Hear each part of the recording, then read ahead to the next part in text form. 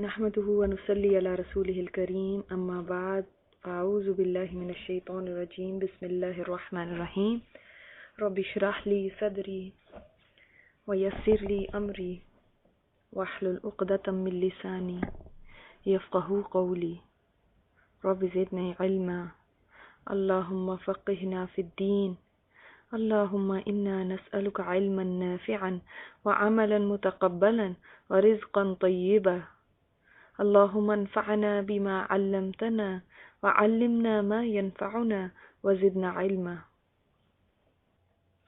آیت نمبر 35 سے تفسیر انشاءاللہ شروع کرتے۔ اعوذ باللہ من الشیطان الرجیم بسم اللہ الرحمن الرحیم۔ اللہ حق بات کی توفیق عطا فرمائے۔ وَلَقَدْ آتَيْنَا مُوسَى الْكِتَابَ، اور البتہ تحقیق دی ہم نے موسیٰ کو کتاب، موسیٰ علیہ السلام کو کتاب دی اللہ تعالیٰ نے۔ وَجَعَلْنَا، اور بنایا ہم نے، مَعَهُ ساتھ اس کے، أَخَاهُ اس کے بھائی کو، کون ہے بھائی؟ ہارون، ہارون علیہ السلام کو وزیرہ، ان کا مددگار۔ موسیٰ علیہ السلام کو اللہ نے کون سی کتاب دی؟ یہ اس وقت کی بات ہے جب ابھی تورات نازل نہیں ہوئی تھی، ٹھیک ہے؟ اس لیے کیونکہ آگے یہ کہا جا رہا ہے نا فَقُلْ نَذْهَبَا إِلَى الْقَوْمِ الَّذِينَ كَذَّبُوا بِآيَاتِنَا، تو کہا ہم نے دونوں جاؤ اس قوم کی طرف جنہوں نے ہماری آیات کو جھٹلایا، یعنی فرعون کی طرف اور اس کی قوم کی طرف۔ تو اس کا مطلب ہے ابھی تو تورات نہیں اتری، تورات تو بعد میں اتری تھی جس وقت بنی اسرائیل کو لے کر موسیٰ علیہ السلام چلے گئے تھے، نکل گئے تھے فرعون کی بستی سے، مصر سے۔ تو یہاں پہ پھر کتاب سے کیا مراد ہے؟ یہاں سے مراد ہے کتاب سے کہ اللہ تعالیٰ نے جو ان کو عقلی دلائل دیے، اپنی یعنی جو پچھلے انبیاء کی جو روایات آ رہی ہیں وہ بھی کچھ نہ کچھ چلی آ رہی تھی، تو اللہ تعالیٰ نے جو ان کو ایک مشن پہ بھیجا کہ آپ دونوں جائیں اور جا کر فرعون کو اور اس کی قوم کو تبلیغ کریں،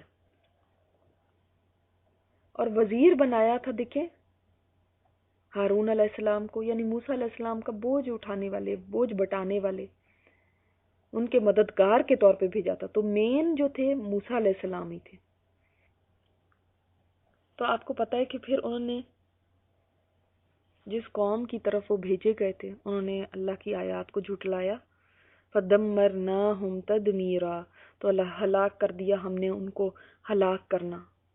تو وجہ کیا تھی ان کی ہلاکت کی؟ یہاں پہ آیت سے کیا پتہ چلتا ہے کہ انہوں نے اللہ کی آیات کو نہیں مانا تھا۔ اللہ تعالیٰ کی تخلیق کی جو ساری آیات کائنات میں بکھری پڑی ہیں ان کو نہیں مانا تھا، اور اللہ تعالیٰ نے جو ہدایات دے کر موسیٰ علیہ السلام کو بھیجا تھا وہ بھی کتاب، یعنی ان کو کتاب سے مراد وہ ہدایات بھی ہو سکتی، جو دلائل بھی ہو سکتے ہیں، کہ وہ سب دے کر جو اللہ نے بھیجا ان کو انہوں نے نہیں مانا، اور اس کے بعد اللہ تعالیٰ نے ان کو ہلاک کر دیا۔ لیکن آپ دیکھیں جس قوم پہ اللہ کا غضب ہوا، آج انہی کی چیزوں کو ہم اتنا یعنی اس سے دیکھتے نا، آرٹ کا نام دیتے ہیں، کبھی ان کو کسی چیز کا نام دیتے ہیں، اور اتنی پسند کرتے ہیں ان کی نشانیوں کو اور ان کی تہذیب کی چیزوں کو، ان کی ڈرائنگز بناتے ہیں، ان کی جیسی جو کارو کرتے ہیں تو ان کی شبیہیں بناتے ہیں، جس طرح سے وہ ڈریس اپ ہوتے تھے اور جس طرح کے ان کے طور طریقے تھے اور جس طرح کے ان کے اب بقیہ جات نظر آتے ہیں، تو ان کو ہم بہت ایڈمائر کرتے ہیں، حالانکہ یہ تو وہ لوگ ہیں جو ہلاک کر دیے گئے۔ وَقَوْمَ نُوحٍ لَمَّا كَذَّبُوا الرُّسُلَ، اور قوم نوح بھی آپ دیکھیں وہ بھی ہلاک کر دی گئی۔ اب یہاں پہ کیا بتایا جا رہا ہے؟ پیچھے آیا تھا نا کہ اللہ تعالیٰ نے اس قرآن کو بھیجا اور قرآن کے اوپر یہ لوگ ایمان نہیں لے کر آتے اور کہتے ہیں یہ ایک ہی دفعہ کیوں نہیں نازل ہو گیا، حالانکہ سبحان اللہ قرآن کی یہ دونوں یعنی اس کو فضیلتیں ہیں، یہ لوح محفوظ سے آسمان دنیا تک ایک ہی دفعہ میں نازل ہوا، تو ایک دفعہ میں بھی ہو گیا، اور جب زمین پہ آیا تو آگے پیچھے یعنی 23 سال کے اندر نازل ہوا، تو اس کو آہستہ آہستہ نازل ہونے کا بھی شرف ملا، تو دونوں شرف ملے ہیں قرآن کو تو، لیکن انہوں نے نہیں مانا۔ تو اللہ تعالیٰ اب آگے ان قوموں کا ذکر کر کے فرما رہے ہیں تو دیکھو جن لوگوں نے ہماری آیات کو نہیں مانا تھا نا، پھر دیکھو ان کا انجام کیا ہوا، اور پھر رسولوں پہ بھی آپ صلی اللہ علیہ وسلم پہ مکہ والوں نے اعتراض کیا. تو اسی سلسلے میں یہ آیت نمبر 37 میں ہے، قوم نوح لما کذبوا الرسل، قوم نوح نے بھی رسولوں کو جھٹلایا. اب حالانکہ ان کے پاس تو صرف نوح علیہ السلام آئے تھے، تو کون سے رسولوں کو جھٹلائے؟ رسولوں تو کیسے آیا؟ تو بات یہ ہے کہ جو قوم ایک رسول کو بھی نہیں مانتی تو ایسا ہی ہے جیسے اس نے سارے رسولوں کا انکار کیا. سمجھے؟ کیونکہ سب کا پیغام تو ایک ہی ہے نا. تو انہوں نے جب نوح علیہ السلام کو نہیں مانا تو گویا کسی کو بھی نہیں مانا. تو جو قومیں آج بھی نبی کریم صلی اللہ علیہ وسلم کو نہیں مانتی، گویا انہوں نے اپنے پیغمبروں کو بھی جھٹلا دیا. اور ان کے تو ویسے بھی خیر بالکل ہی ڈیفرنٹ اس لیے بھی کیس ہے کہ ان کے رسولوں نے تو آ کے ان کو یہ بات واضح طور پہ بتائی تھی کہ ایک پیغمبر آخر الزمان آئیں گے اور آپ نے ان پر ایمان لانا، اور ان کی کتابوں میں بھی یہ موجود تھا. تو سمجھ لیں کہ نہ اپنی کتاب کو مانا نہ اپنے رسول کو مانا جب نبی کریم صلی اللہ علیہ وسلم کو نہیں مانا. تو اللہ تعالیٰ نے کیا کیا؟ اغرقناہم، غرق کر دیا ہم نے ان کو. اور اللہ کو یہ پرواہ نہیں ہے کہ وہ پوری کی پوری قوم کو، پوری کی پوری بستی کو اٹھا کے غرق کر دے. اس کے لیے نہ مشکل ہے نہ اس کو یہ پرواہ ہے کہ وہ یہ دیکھے کہ کس کے ساتھ کیا ہوا. آج دیکھیں یہی اس سے مجھے ایک بات یاد آئی کہ قوم نوح میں بھی ایک عورت تھی نا، اس کا میں نے آپ کو کئی دفعہ واقعہ بھی سنایا میں کہ اس نے اپنے بچے کو اٹھا لیا تھا، پہاڑ پہ چڑھ گئی تھی، اپنے بچے کو اٹھا لیا تھا اور پھر پانی چڑھتا گیا اور اس کو بھی ڈبو دیا. تو ابھی بھی آپ دیکھیں آسٹریلیا میں کس قدر زبردست قسم کا سیلاب آیا ہوا ہے. اور ہم تو یہ نہیں کہہ سکتے کہ کوئی اللہ کا عذاب ہے یا وہ عالم، وہ اللہ بہتر جانتا ہے. لیکن دیکھیں وہاں پہ بھی پچھلے ہی دنوں خبروں میں یہ تھا کہ ایک عورت اپنے 2 بچوں سمیت گاڑی کے اوپر چڑھی ہوئی تھی اور اس کو بچانے کی کوشش کر رہے تھے، اور پھر وہ عورت بھی ڈوب گئی اور اس کا ایک بیٹا بھی ڈوب گیا، ایک کو صرف بچایا جا سکا. تو جب اللہ تعالیٰ کی طرف سے ایسی کوئی آسمانی آفات آتی ہیں تو اللہ کو پرواہ نہیں ہے کوئی بچہ ہے، بڑا ہے، کوئی کسی کی ماں ہے، کوئی کسی کا بیٹا ہے، سب کے سب غرق کر دیے جاتے ہیں. پھر وہ وقت پھر توبہ کا نہیں ہوتا. توبہ کرنی ہے تو پہلے کرو. وَجَعَلْنَاهُمْ لِلنَّاسِ آیَةً، اور دیکھو ہم نے ان کو لوگوں کے لیے ایک نشانی بنا دیا. آج تک آپ دیکھیں جو لوگ کسی کو بھی نہیں مانتے وہ بھی طوفان نوح کے بارے میں جانتے ہیں.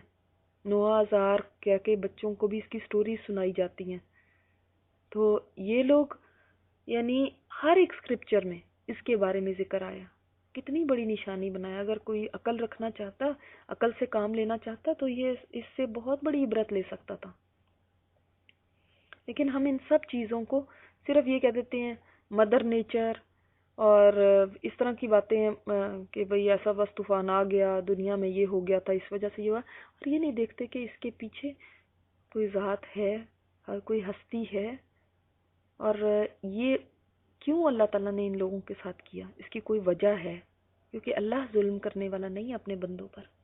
وَأَعْتَدْنَا لِلظَّالِمِينَ عَذَابًا أَلِيمًا، اور اللہ تعالیٰ نے تیار کر رکھا ہے ظالموں کے لیے بڑا ہی دردناک عذاب. صرف وہی نہیں، یہ اللہ تعالیٰ کا ایک رول ہے جو یہاں پہ بیان ہوا ہے کہ کوئی بھی جو ظلم کرے گا، ظلم کیا ہے یہاں پہ؟ رسول کو نہیں ماننا یا اللہ کی آیات کو نہیں ماننا.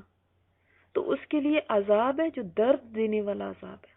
کبھی کبھی ہم عذابًا علیما پڑھ کے بھی اتنے یوز ٹو ہو جاتے ہیں کہ بس عذابًا علیما، دردناک عذاب، اور ذرا سا بھی پیچھے نہیں سوچتے کہ درد والا درد ہی ایک بہت اس کے اندر تکلیف کی فیلنگ ہے، اور عذاب اٹ سیلف ایک ایسی بولتے ہوئے بھی ایک انسان کو بوجھ سا محسوس ہوتا ہے کہ جیسے کہ بہت ہی ناگوار سی چیز ہے. تو دردناک عذاب جب آ جائے تو وہ کیسا ہوگا. لیکن وہ ان لوگوں کے لیے جو ظلم کرنے والے ہیں. ہمیشہ کا اللہ کا رول ہے، صرف قوم نوح کے ساتھ نہیں، ہمیشہ قیامت تک اللہ تعالیٰ کا یہی قانون ہے کہ ان کے لیے ایسے لوگ جو بھی دنیا میں آئیں گے اور یہ کام کریں گے تو ان کے لیے ایسا ہی عذاب ہے تیار کر رکھا. عاد و سمودا، اور عاد اور سمود. عاد اور سمود کے بارے میں آپ لوگ پہلے بھی کئی دفعہ پڑھ چکے ہیں. اور اصحاب الرس، مگر یہ ایک نئی قوم کا جیسے یہاں پہ ذکر آیا، کنویں والے. وقرونن، اور قوم میں بین ذالک کثیرہ، ان کے درمیان اور بہت ساری۔ اصحاب الرس کا تھوڑا سا یہ آپ کو بتا دوں، جیسے اس سے پتہ چلتا ہے کہ کنویں والے، تو کنویں والے کون لوگ تھے؟ یہ وہ لوگ کہا جاتا ہے کہ انہوں نے اپنے پیغمبر کو جھٹلایا اور اتنا زیادہ برا سلوک کیا اپنے پیغمبر کے ساتھ کہ ان کو ایک کنویں میں ڈال دیا تھا اور وہاں پہ لٹکائے چھوڑا کنویں میں، جب تک کہ وہ پھر وہیں شہید ہو گئے۔ تو یہ کہا جاتا ہے کیونکہ یہ اس وقت کے لوگ پیغمبروں کے ساتھ عموماً اس طرح کا سلوک کیا کرتے تھے، تو اللہ تعالیٰ نے فرمایا ایسے لوگ بھی، ان کو بھی اللہ نے تباہ کر دیا۔ اور صرف یہی نہیں، تمہیں تو بس تھوڑی سی قوموں کا پتہ ہے جو قرآن میں ذکر آ گیا، اس کے علاوہ بھی، اس کے درمیان بھی بے شمار ایسی قومیں گزری ہیں، بے شمار ایسی نسلیں آئیں، بے شمار زمانوں میں ایسے لوگ آتے رہے جن کو کہ پھر جنہوں نے یہی کام کیے اور ان کے لیے یہی فیصلے ہوئے، اللہ تعالیٰ نے ان کو صفائے ہستی سے مٹا دیا۔ ان کا علم سوائے اللہ کے کسی کو نہیں ہے۔ اب سوچ لیں، آپ کے قوموں کا بھی نہیں کسی کو پتا، تو ان میں جو کوئی لوگ رہتے ہوں گے، کوئی بچہ ہے، کوئی بوڑھا ہے، کوئی جوان ہے، کوئی لڑکیاں ہیں، کوئی لڑکے ہیں، کسی کا کچھ نام ہے، کسی کا کچھ ہے، کوئی کسی نیچر کا ہے، کوئی کسی نے، ان کا کون آج نام لے گا؟ کوئی بھی نہیں جانتا۔ کتنے ہی میرے آپ کے جیسے گزر چکے ہیں، کتنے ہی آئے اور چلے گئے، کتنے ہی ہوں گے ان میں جو بڑے اپنے آپ کو چیز سمجھتے ہوں گے، کتنے ہی ہوں گے جو بڑے ان کے اندر سکلڈ ہوں گے، کتنے ہی ہوں گے جو ان میں بڑے ماہر ہوں گے کسی چیز کے، کتنے ہی ہوں گے جو ان میں کمزور ہوں گے، کئی ان میں بیمار ہوں گے، کئی ان میں بہت طاقتور ہوں گے، لیکن کہاں گئے؟ آج تو ان کا ذکر کرنے والا کیا، ان کا نام لینے والا کیا، ان کی قوم کا نام لینے والا بھی کوئی نہیں، کوئی جانتا ہی نہیں ہے۔ وَكُلًّا ضَرَبْنَا لَهُ الْأَمْثَالَ۔ اور یہ نہ سمجھنا، اب آپ شاید دل میں سوچیں کہ ہائے کیوں ان کو ہلاک کر دیا گیا، کیوں ان کے اوپر عذاب آئے۔ آج ذرا سا کسی ایک جگہ پہ زلزلہ یا کچھ آتا ہے، اتنی بڑی نیوز بن کے آتی ہیں، ہم سارا دن دیکھتے رہتے ہیں، لیکن کیا آپ کو پتہ ہے کہ ایسی کئی قومیں آئیں، آج تو ایک چھوٹے سے علاقے میں، چھوٹی سی جگہ میں کچھ ایسا مسئلہ ہوتا بھی ہے تو پوری کی پوری جگہ صفائے ہستی سے نہیں مٹ جاتی اور بہت ذکر کیا جاتا ہے ان کا، لیکن ایسی بے شمار قومیں گزری جو پوری کی پوری مٹا دی گئی اور ان کا ذکر بھی نہیں ہے آج۔ یعنی کئی آپ دیکھیں کہ ایسے کھنڈرات دریافت ہوتے ہیں، ڈسکوریز ایسی ہوتی ہیں کہ پتہ چلتا ہے اچھا یہاں پہ کوئی قوم آباد ہوا کرتی تھی، لیکن ہسٹری میں ان کا کہیں بھی ذکر نہیں، شاید وہ پورے کے پورے ہی ختم ہو گئے کہ ان کی کوئی کہانی سنانے والا بھی نہیں، کوئی ان کی داستان بیان کرنے والا نہیں۔ کتنی بڑی مثالیں نا ہمارے لیے، اگر غور کریں تو صرف اسی بات کو اگر سوچیں تو ہمارے لیے کتنی بڑی عبرت ہے۔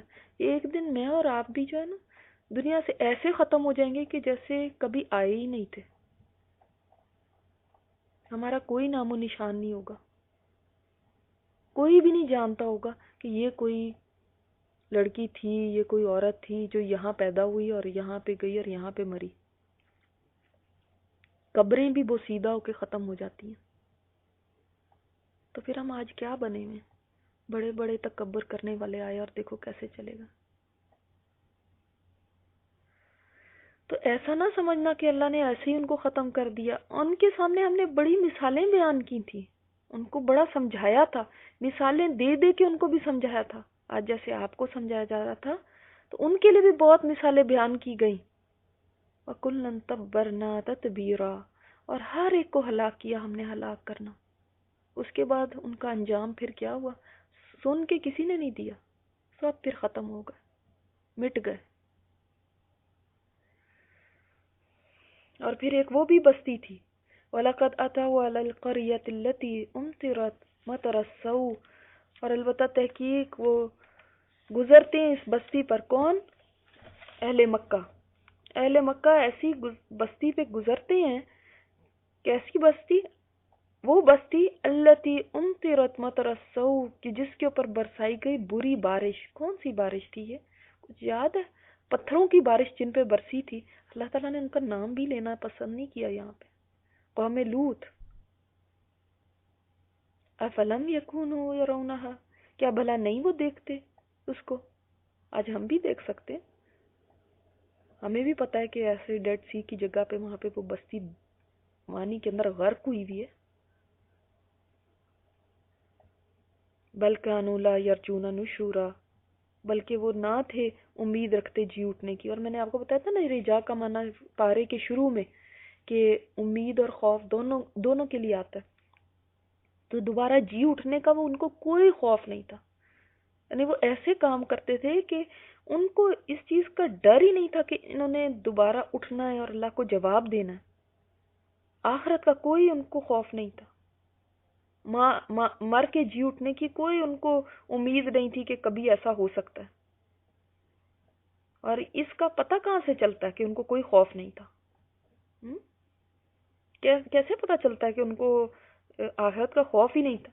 اس لیے کہ جو لوگ پچھلی قوموں کی تباہی سے سبق حاصل نہیں کرتے نا، عبرت نہیں پکڑتے، اس سے پتہ چلتا ہے کہ اپنے مر کے جی اٹھنے کی ان کو کوئی خوف نہیں ہے. جیسے لوگ قبرستانوں کے پاس سے گزرتے ہیں، عبرت نہیں پکڑتے، ہنستے کھیلتے گزرتے جاتے ہیں. قبرستان کے پاس کھڑے ہو کر سگریٹیں پی رہے ہیں، ہنس رہے ہیں اور ٹھٹے مار رہے ہیں. یعنی عبرت کی جگہ کے پاس کھڑے ہو کے بھی عبرت نہیں آتی. اس کا مطلب ہے کہ ان کو مر کے جی اٹھنے کا کوئی خوف نہیں ہے، اور یا پھر یقین ہی نہیں ہے، ان کو کوئی امید نہیں ہے. انسان کو بڑی تکلیف ہوتی ہے جب وہ یہ سوچتا ہے نا کہ مجھے مرنے کے بعد اپنے ہر کام کا حساب دینا. لیکن اگر وہ اس تھوڑی سی تکلیف کو سہ کے اس کو یاد رکھے، کیونکہ ہم یاد رکھنا نہیں چاہتے، اگر وہ یاد رکھے نا تو اپنے اعمال کو بہت صحیح کر سکتا ہے.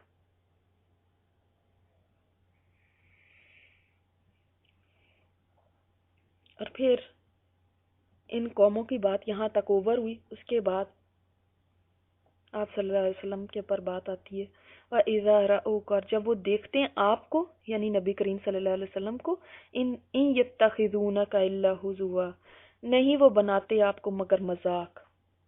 ان کا کام کیا ہوتا تھا کہ نبی کریم صلی اللہ علیہ وسلم کو جب دیکھتے اس وقت مذاق اڑاتے. آپ خود سوچیں، آپ کبھی نشانہ بنے مذاق کا؟ آپ کو دیکھتے ہی کوئی مذاق کرنے لگے، آپ کو دیکھتے ہی کسی کو ہنسی آنے لگے، آپ کو دیکھتے ہی کوئی لوٹ پوٹ ہونے لگے، دوپٹے میں منہ چھپا کے ہنسنے لگے، کیسا فیل ہوتا ہے؟ ہم تو اگلے دن وہ کام کرنا چھوڑ دیں گے جس پہ ہم پہ کوئی ہنسا ہو. ایک دن ابو جہل جو تھا اس نے آپ صلی اللہ علیہ وسلم کا مذاق اڑایا نا. اس نے کہا دیکھو اے قریش کی جماعت، یہ سمجھتے ہیں، یہ کہتے ہیں کہ دوزخ کے صرف 19 فرشتے ہیں، تو تم لوگ تو اتنے سارے ہو، ایسا کرنا تم سب جب دوزخ میں جاؤ گے تو پکڑ لینا ان کو. کیا ان میں سے ایک شخص تم میں سے 100 آدمیوں کو گرا سکتا ہے؟ نہیں. تو اس لیے تم لوگ ان کو قابو کر لینا، اور میں اکیلا ہی ایک کو تو پکڑ لوں گا. اور اس طرح کی فضول باتیں. عروہ بیان کرتے ہیں کہ میں نے حضرت عبداللہ بن عمر بن العاص سے کہا کہ آپ نے نبی کریم صلی اللہ علیہ وسلم کے ساتھ قریش کی کتنی دشمنی دیکھی ہے. تو انہوں نے کہا ایک دن قریش کے سردار حتیم میں جمع تھے. حتیم کا پتہ نا کعبہ میں. تو وہ نبی کریم صلی اللہ علیہ وسلم کا ذکر کر کے کہنے لگے ہم نے نہیں دیکھا کہ ہم نے اس شخص سے زیادہ کسی اور پر صبر کیا ہو. یہ ہمارے جوانوں اور بوڑھوں کو گمراہ کرتا ہے، ہمارے دین کو برا بھلا کہتا ہے، ہماری جماعت میں تفرقہ ڈالتا ہے، ہمارے معبودوں کو برا کہتا ہے، اور ہم اتنی بڑی زیادتی پر صبر کر رہے ہیں. وہ اس طرح کی باتیں کر رہے تھے کہ آپ صلی اللہ علیہ وسلم آ گئے. آپ نے آ کے حجر اسود کی تعظیم کی، پھر بیت اللہ کا طواف کرتے ہوئے ان کے پاس سے گزرے. جب ان کے پاس سے گزرے تو انہوں نے ایک دوسرے کی طرف اشارہ کیا. تو کہتے ہیں کہ میں نے نبی کریم صلی اللہ علیہ وسلم کے چہرے پر ناگواری کے آثار دیکھے. آپ جب دوسرا طواف کرتے ہوئے ان کے پاس سے گزرے اور انہوں نے اس طرح اشارے کیے تو آپ ان کے پاس کھڑے ہو گئے اور فرمایا قریش کی جماعت کیا تم سن رہے ہو؟ اس ذات کی قسم جس کے قبضے میں میری جان ہے، میں تمہارے پاس قربانی کے احکام لے کر آیا ہوں. وہ لوگ اس طرح غور سے آپ کی بات سن رہے تھے جیسے ان کے سروں پر پرندے ہو. حتیٰ کہ ان میں سے ایک شخص نے کہا ہے ابو القاسم آپ کامیابی کے ساتھ واپس جائیں، اللہ کی قسم میں جاہل نہیں ہوں. یعنی آپ کو ضرورت نہیں ہے ہمیں بتانے کی، ہم کوئی جاہل نہیں ہے. دوسرے دن وہ پھر حتیم میں جمع ہوئے اور میں بھی ان کے ساتھ تھا. انہوں نے ایک دوسرے سے کہا تم نے اس شخص کا ذکر کیا اور ان باتوں کا جو اس نے تم سے کہیں اور ان باتوں کا جو تم نے ان سے کہیں، حتیٰ کہ جب انہوں نے وہ باتیں شروع کی جو تم کو ناگوار ہیں تو تم نے ان کو چھوڑ دیا. اب وہ یہ باتیں کر ہی رہے تھے کہ آپ صلی اللہ علیہ وسلم تشریف لے آئے، اور سب چھلانگے لگا کر آپ کے پاس گئے اور آپ کو گھیر لیا اور آپ سے کہنے لگے آپ ہی ہیں وہ شخص جو اس طرح کہتے ہیں، اور وہ سب باتیں کہیں جو آپ نے ان کے جو بت تھے ان کے بارے میں کہی نہیں تھی. تب آپ صلی اللہ علیہ وسلم نے فرمایا ہاں میں نے یہ باتیں کہی ہیں. پھر میں نے دیکھا ایک شخص نے آپ کی چادر پکڑ کر آپ کو گھسیٹا اور ابو بکر صدیق اس شخص کے پاس کھڑے تھے اور اس وقت ان کی آنکھوں سے آنسو بہ رہے تھے. انہوں نے کہا تم پر افسوس ہو، تم ایک شخص کو صرف اس لیے مار رہے ہو کہ وہ کہتا ہے کہ میرا رب اللہ ہے. پھر وہ لوگ آپ کے پاس سے ہٹ گئے. یہ قریش کا ایک بہت سخت سلوک تھا کہتے ہیں جو میں نے دیکھا. آپ اندازہ کریں. اور پھر اس کے علاوہ یعنی جو اور نام لے لے کے پکارنا ہے وہ تو الگ ہے. ایک جگہ پہ میں پڑھ رہی تھی کہ ایک دن انہوں نے کہا کھڑے ہو کے کہ دیکھو کیسا ریاکار ہے، یعنی دیکھو کہ بڑی شو مارنے والا. بڑی ہمیں کبھی کوئی ایسا کہتے کیسی تکلیف ہوتی ہے نا. میں خیال میں 4 دن تو ہمیں نیند ہی نہ آئے گی کہ ہائے فلانے نے مجھے یہ بات کہہ دی. کوئی کام کیا کرنا، کسی کام میں پھر دل ہی نہیں لگتا، سارا وقت وہی چیز ذہن میں گھوم رہی ہوتی. نماز میں کھڑے ہیں تو تب یہ دکھ ہے کہ ہائے اس نے مجھے ایسے کہہ دی. کوئی کام کر رہے ہیں تو تب بار بار ذہن میں آ رہا ہے اور پھر اب سوچ رہے ہیں کہ اب اس کا بدلہ کیسے لیں. تو ہم تو 4 دن اس چیز سے نکل ہی نہیں پاتے. اور نبی کریم صلی اللہ علیہ وسلم کو دیکھیں ایوری ڈے، دن ہے یا رات ہے، ہر وقت جب گھر سے نکلیں گے اس وقت ان لوگوں کی مخالفت کا سامنا ہے. اس وقت ابو لہب پیچھے لگ جاتا تھا اور جہاں جہاں آپ صلی اللہ علیہ وسلم جاتے تھے تو پیچھے پیچھے جا کے لوگوں کو کہتا تھا اس کی بات نہ سننا، یہ تو ایسے اور ایسے ہے. ہم کیا دین کا کام کرنے کے قابل ہیں جب ہمارے جو غم ہیں وہی اپنے یعنی اپنی نفس کی، اور آگے ہم پڑھیں گے انشاءاللہ تعالی کہ ہمیں اتنا عزیز ہے کہ ہمارا غم بن جاتا ہے اگر ہماری کوئی عزت کے اوپر ذرا سی بھی کوئی بات آ جائے، کوئی ذرا سا بھی ہمیں کوئی کلمہ سننا پڑ جائے، کوئی ذرا سا بھی ہمیں دین کے اوپر عمل کرتے ہوئے دیکھ کے کوئی ہمارا مذاق اڑا دے، کوئی آپ کو ملانی کہہ دے، کوئی آپ کو کوئی فنیٹک کہہ دے، کوئی آپ کو کچھ کہہ دے، اگلے دن چھوڑ کے سب کچھ بیٹھ جائیں گے کہ نہیں ہم نہیں کر سکتے. ساری باتیں بھول جائیں گے اور سارے دعوے بھول جائیں گے ذرا سی بھی کوئی بات کہہ دیں. اتنا ہم کانوں کے کچے ہیں اور لوگوں کی باتوں میں آنے والے. ان لوگوں نے تو ایسا نہیں کیا تھا.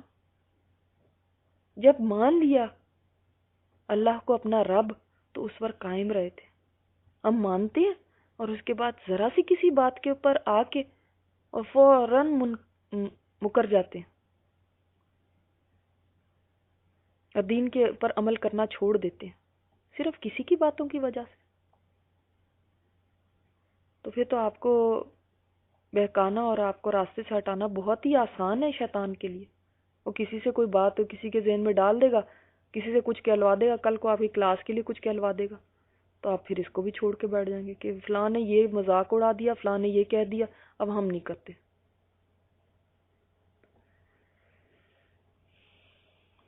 ان کا ہوتا ہے بے شک قریب ہے. اب یہ کون کہہ رہے ہیں؟ یہ وہ لوگ کہہ رہے ہیں، یہ کفار مکہ کہہ رہے ہیں. بے شک قریب ہے لَيُضِلُّنَا عَنْ آلِهَتِنَا، قریب ہے کہ بھٹکا دے ہم کو ہمارے الہوں سے. یہ تو ہم تو وہ تو ہم ہی تھے، لولا ان صبرنا علیہا، یہ تو ہم ہی تھے کہ ہم جم گئے، ہم نے صبر کیا. اور ہم صبر سے مراد یہ نہیں کہ انہوں نے بیچارے بہت ہی صبر شکر کرنے والے تھے، بلکہ مطلب کیا ہے کہ وہ تو ہم ہی تھے جو ہم جمے رہے، ورنہ اس نے تو کوئی کمی نہیں چھوڑی تھی ہمیں ہمارے الہوں سے ہٹانے کی. سمجھ آئی بات؟ یعنی ہم ہی تھے جو اپنے شرک پہ ڈٹے رہے، اپنے غلط طریقوں پہ ڈٹے رہے، جمے رہے. یعنی ان کے پاس اور کوئی دلیل نہیں تھی. اسی بات سے کیا پتہ چل رہا ہے؟ ایک تو یہ بات بہت اچھی طرح واضح ہو رہی ہے کہ آپ صلی اللہ علیہ وسلم کی تبلیغ اتنی افیکٹو تھی کہ وہ کہہ رہے ہیں ہم پہ تو افیکٹ کر گئی تھی، لیکن وہ تو ہم ہی تھے کہ ہم پھر بھی اتنے سٹبن تھے، اتنے ضدی تھے کہ اپنی ضد پہ ہم اڑے رہے. یعنی انہوں نے مان لیا کہ آپ صلی اللہ علیہ وسلم نے تو کوئی کمی نہیں چھوڑی، اور یہ بھی مان لیا کہ یہ ہم اپنی ضد کے پکے ہیں. اور یہاں پہ یہ بھی پتہ چلتا ہے یہ نہیں ہے کہ ان کے پاس کوئی دلیل تھی، دلیل کوئی بھی نہیں تھی، صرف ایک ضد تھی جس کی وجہ سے نہیں مانتے تھے۔ اگر نہ ہم جمے ہوتے تو اس نے تو بس سمجھ لیں ہم نے بہکا ہی دیا تھا۔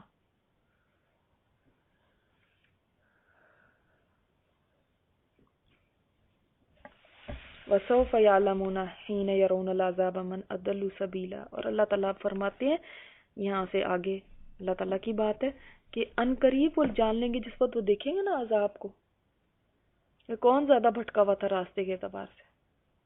وہ تو یہ کہتے ہیں عذاب کو دیکھتے ہی سمجھ جائیں گے کہ بھئی اب ان کی ضد کام آئی ہے یا نہیں۔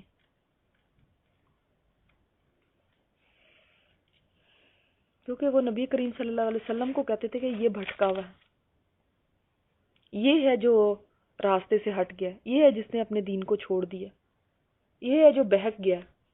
تو عذاب کو دیکھتے ہی پھر کسی کو بتانے کی ضرورت نہیں پڑے گی، وہاں پہ سامنے جب عذاب کو دیکھیں گے تو خود ہی سب کو معلوم ہو جائے گا کہ کیا کر کے آیا، کون بھٹکا ہوا تھا اور کون راستے پر ہے۔